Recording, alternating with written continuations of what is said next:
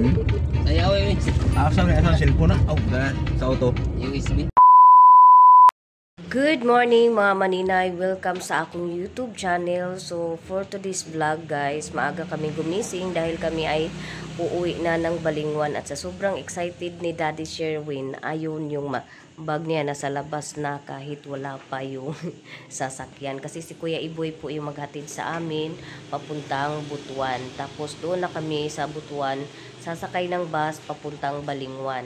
So mga dala ko nga po pala guys ay ito, mayroon akong backpack dyan na malaki, maliit na eco bag at saka mayroon pa akong plastic na bibit-bitin at binilhan kami ni Madam kahapon ng baon namin. So yung pinili lang namin is yung biskwit lang kasi nahihiya na sobra kami ni Madam kasi ang dami na talaga niyang binigay sa amin. No? Tapos thank you so much Madam kasi may binigay sa amin si Madam. Binigyan niya kami ng pabaon. Grabe talaga ang bait ni Madam. Before siya natulog talagang binigay niya sa amin to. Kasi hindi na daw siya gigising pag uwi namin ngayon. Kaya very thankful kay Madam. At wala talaga akong masabing hindi maganda kay Madam dahil napakabait po ng puso ni Madam. Dala ko yung mga binigay sa akin ni Sir Mosimo Pantuhan. Maraming salamat sa dryer ito. Merong pang dryer dito ng patuyuan ng kasaba chips, isang piraso. Tapos andito din yung bigay ni Ritin. Thank you so much. Yung mga delicacy ganito, delicacy in Davao. Thank you so much. And sa mga nagbigay sa akin ng pambili ng gamot, maraming salamat si Madam. Syempre maraming salamat din dahil hindi niya kami pinabayaan as pinigyan kami ni Madam ng gamot. And may nagbigay din sa akin, nagpadala. Thank you so much Christine Peter sa biyayang ipinagkaloob mo sa akin at saka kay Ritin, maraming salamat. Inaantay na lang namin si Kuya Iboy dahil hindi pa dumating. Ang usapan is 4. So baka maya nandito na yun. And ito po, tubig lang naman yung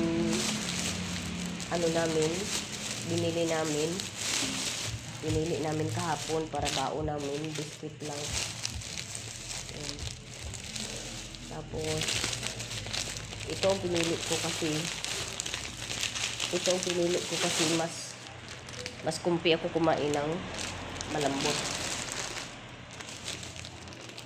Ang kasi kapag pustiso na yung ipin mo, parang halos yung panglasa mo nawawala na. Hindi na tulad nung original teeth pa yung ngipin, kasi ang sarap ikain talaga kahit anong kakainin mo, walang problema. Pero sa ngayon na pustiso na yung ngipin, ako parang mas masarap pa siguro kumain pag tanggalin yung pustiso guys.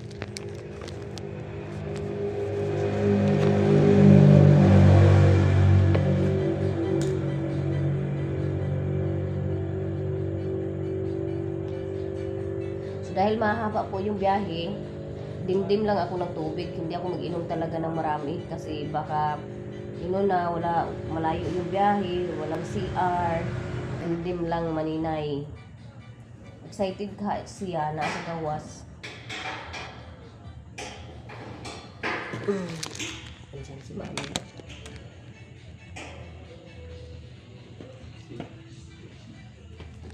Tulog si. Abangan nyo guys ang pagbabalik namin sa bukid. Subaybay na muna sa Buhay City. Doon na naman kami sa bukid. Back to bukid na naman. Back to reality na naman kami. Wala siya kuan lagi joy nga. Kanang tama nga yung sinabi ni Madam na magano kami ng with tissue. Diin namin sa kanang kilay namin para hindi magano yung magkugang yung yung noo namin, kasi ang nakakakos ng kugang is yung parang tubig-tubig na lumalabas mula sa kilay namin sa sugat. Kaya tama yung sinabi ni Madam na idiina namin yung kilay kasi hanggang sa ngayon wala siyang yung mga parang magaspang na mahahawakan mo, wala. So sa bagay, pa naman, mga ilang oras pa lang naman mula nung pinanyo yung kilay namin. Ang sabi ng nag-retouch nung Inday na lagyan daw namin ng mupirocin kasi daw para iwas infection ba. Kasi kaka-retouch kakalagay lang nito ng mga ilang araw, tapos isang linggo yata, tapos ni-retouch na agad kasi bawal kasi daw yun kasi baka magka-infection, ganyan, magka-problema kasi yung sugat pa ba hindi pa magaling, tapos susugatan na naman. Kaya nag-worry talaga siya sa amin. So sabi ni Inday, yung kilay namin ay iba yung lagyan daw namin ng cream na yung para sa sugat, para mas mabilis na gumaling.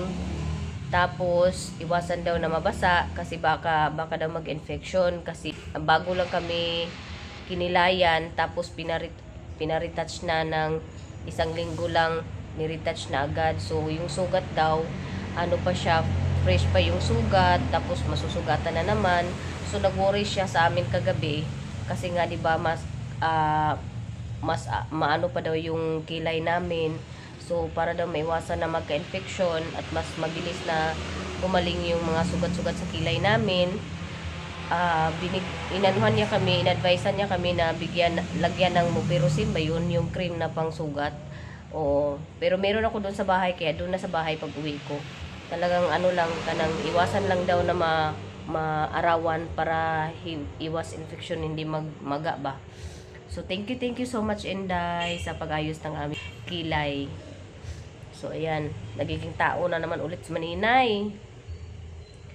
Oo, yung ubo ko, hindi ako nakainom ng Saykas kagabi kasi nga nung dumating dito alas 12 na kami dumating mula dun sa Inday. Tapos nag-edit ako ng video.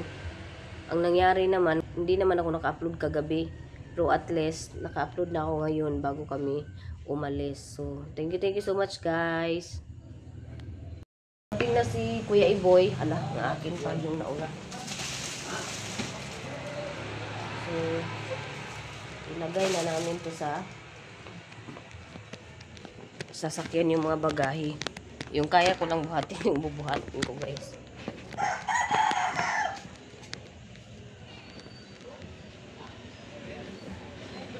Kakarating lang po ni Kuya Iboy.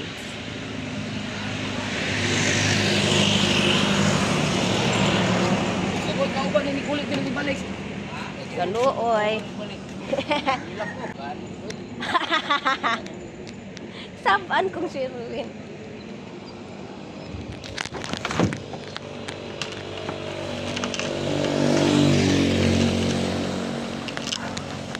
Andyan sa likod yung bagahe namin.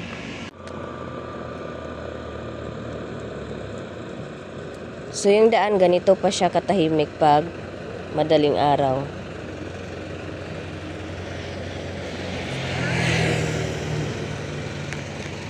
Kalimutan na ako sa pasay gabi. Gura, ubanid ko bing buang gabi ko kalimut ko. Mamahaw ta, guys. Sila ba isda ang among order.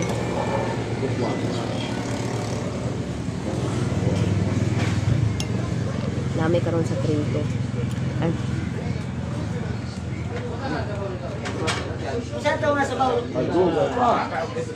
Baka o isda. Baka to. Basta karne. Ya. Niya na nang kuan niya. Niya na nang taong kuan ba. Ba. E kanon nila.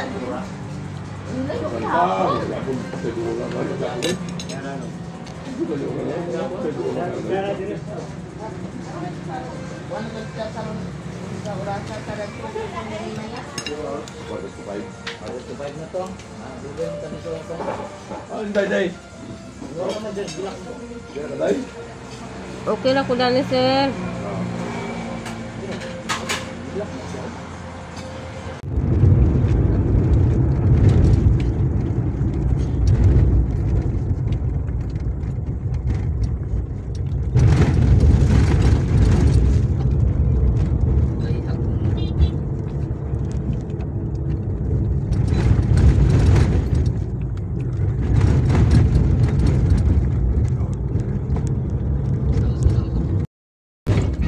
sayaw Hello Robin. guys.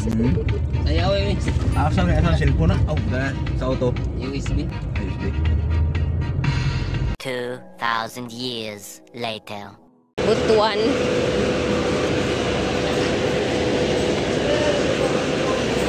Oh. So, good morning guys. Di ana day mi diri sa Butuan Terminal. Maupod jud mi nag-abot nga nagsakay na mi sa bus pa Balingwan. Naa diri si Joy Vlog kauban ako. O sila maya-maya tuara dito sa unahan. Huwag sa meron kay may tapad nga upat ka mukbang ko. Nakahinga na kami ng kuan ng nakahinga na kami, nakagalaw na kami ng maayos kay doon sa service para kaming salmo na sinaksak.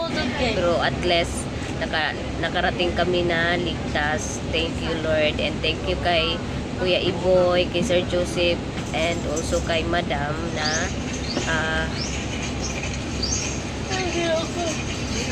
nagbigay sa amin ng tag 1K. Maraming salamat talaga, Madam.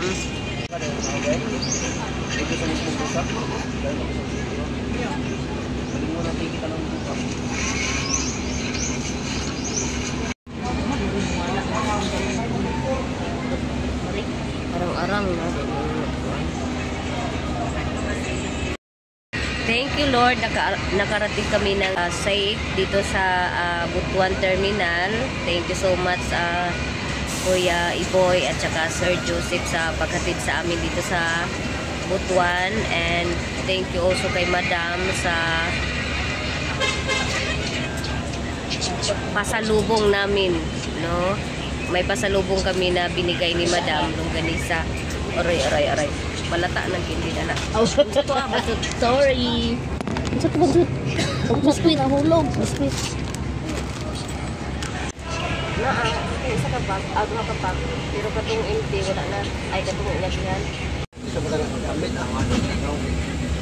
Living na in Butuan Terminal guys. Paingon na kami sa Balingwan. Ikaw lang ako kakotulbi ha.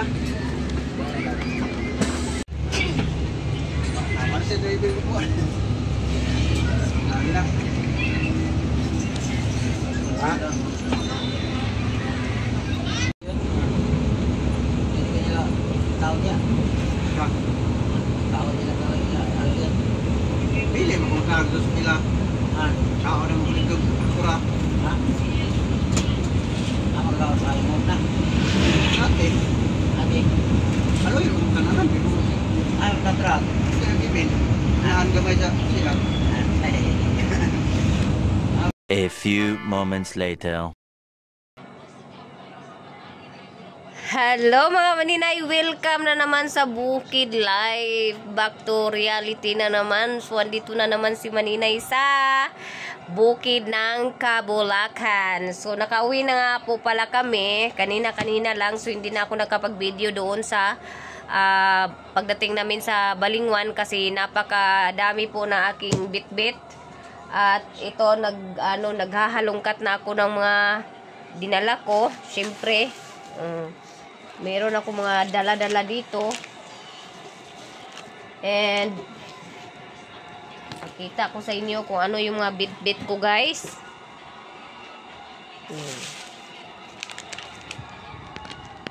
Yun natin yung yung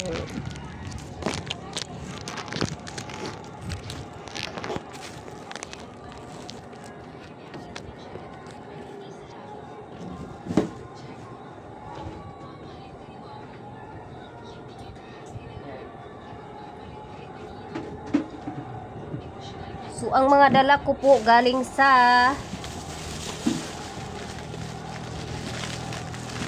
doon sa Davao ay ito. Meron po ako mga delicacy dito na bigay ni Reten. Meron po tapos merong Dorian, Barquillos, Polvoron. Tapos Merong mango tart. Ayan, mango tart. Ay, iba-iba palang klase ito. Kanina yung kinain namin, langka. Tapos, merong durian yema. And ito naman ay galing kay Madam. Tamarind from galing Thailand. Tapos, another one is durian delight. And meron ding piyaya na durian flavor. Ayan. Tapos, binigyan ko si auntie ko ng isang pack ng candy. Tapos, kaya ang binigay ko kay Iboy. Si Iboy yung nandito. Kaya binigay ko kay Iboy. Sabi ko, ibigay mo sa mama mo. Ayun, umuwi agad. Tapos, marami pa yan, guys. Tapos, ito naman from yung tabs. Ito po yung whiskey at saka isang kaha ng Marlboro. Grabe. May kaha talaga na ano. Hiningi ko talaga yan para kay Manoy. Tapos, nagdagan kami ni Madam kanina. Binigyan kami ni Madam. Dagdag na binigay ni Madam is serum pampaganda at saka pampaputi ng kilikili. Cream ng kilikili. At yung uho na sabon na underarm. Yan po ang mga dala ko. Tapos, syempre, andito, ito pong dito na side ay kay Sir Mosimo Pantuhan. Ito po yung mga products niya na Madre Cure Natural Madre de Cacao Oil para sa aso at pusa. Ito po ay, ano po ito, para sa mga skin treatment, sa mga problema ng balat ng aso, pusa. Tapos ito naman ay para sa mga affected area, yung mga may sugat-sugat. Tapos perfume.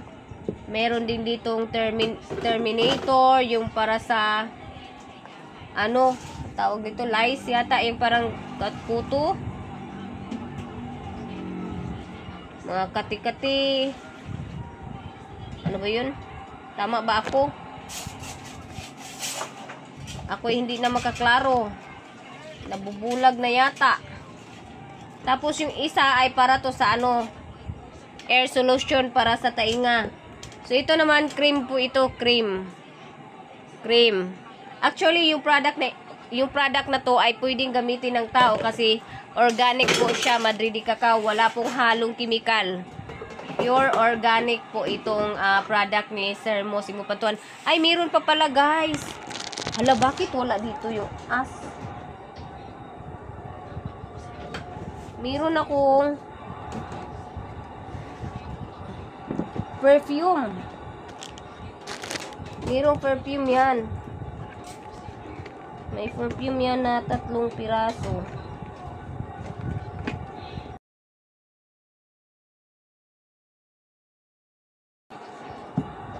Nakalimutan kung i-ano yung perfume ko. Hindi ko na ano. Saan ko kaya nailagay? Baka nailagay ko sa ibang ano, bulsa. Hanapin natin.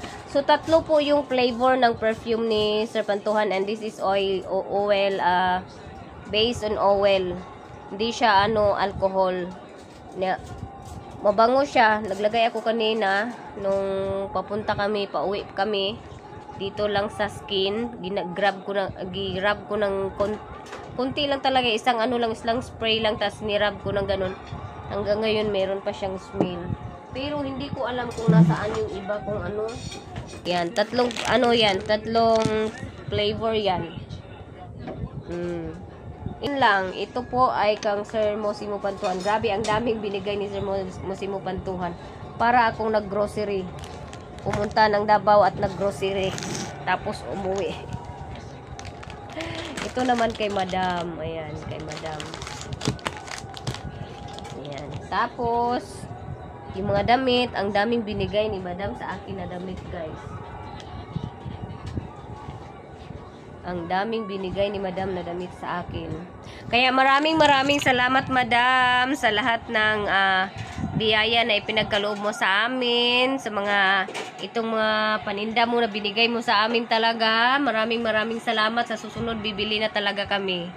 Tapos, kay Sir Musimo Pantuhan, maraming salamat dito sa binigay mo. At ito kay Sir Musimo din pala to.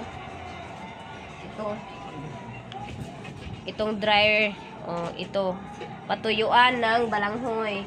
Kay Sir Musimo din yan. Tapos, kay yung tabs, ito kay yung tabs, yung wine, at saka kay Ritin yung delicacy. Maraming salamat sa inyong lahat. At kay Christine Peter, thank you so much.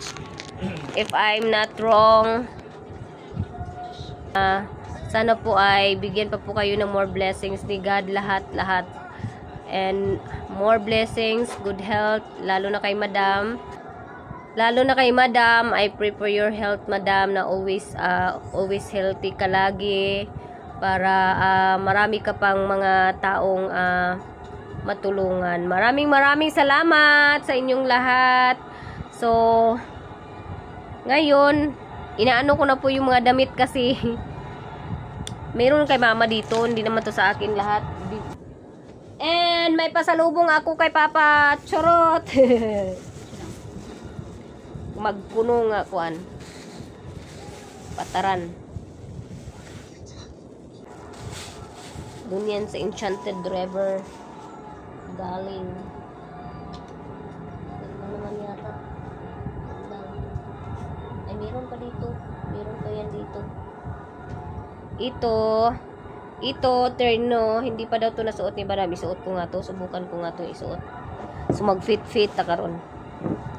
Mag-fitting ta, guys. Kunting ano lang to, kunting adjustment lang. Ganyan, oh. Turut. Okay. Kuan lang siya kanang yung dito lang talaga niya yung bukad. Malaki, ganyan lang yan, oh.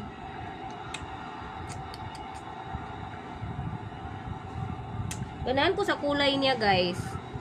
Kay ano siya, kanang ano ba tawag nito? Makaputi. So, ayan na. Tama lang yung haba hanggang tuhod, lagpas tuhod ng konti. Kasya lang talaga sa akin, guys. Tama lang yung laki sa akin, Madam. Chere! Sana maganda dito. Dito, ganyan ba? Itaas ng konti. Ganyan. Makapal kasi siya na tila, guys. Tapos, yung short, tama lang. Pwede na ako mag-ana. Para akong buntis. Pero okay lang. Carry. Style niya yan. So, ayan.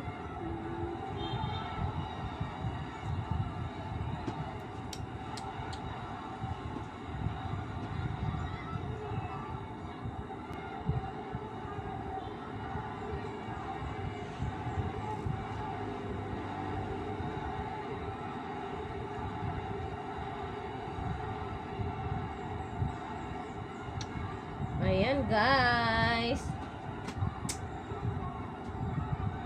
Maraming salamat, Madam Tutsi, sa mga damit na binigay mo sa akin dahil kasya po sa akin. Ito lang talaga yung i-ano ko. Ito lang yung i-adjust ko yung lapad niya. Yung dito. Kasi meron naman ako makina. Lagyan ko lang ng garter yan dito. Konti. Para magiging fit sa akin.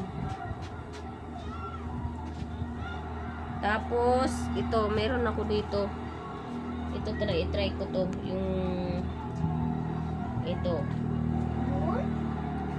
Wala yung Paris kaya nito ba? Ayan. So, ito naman, ang garter nito i-adjust.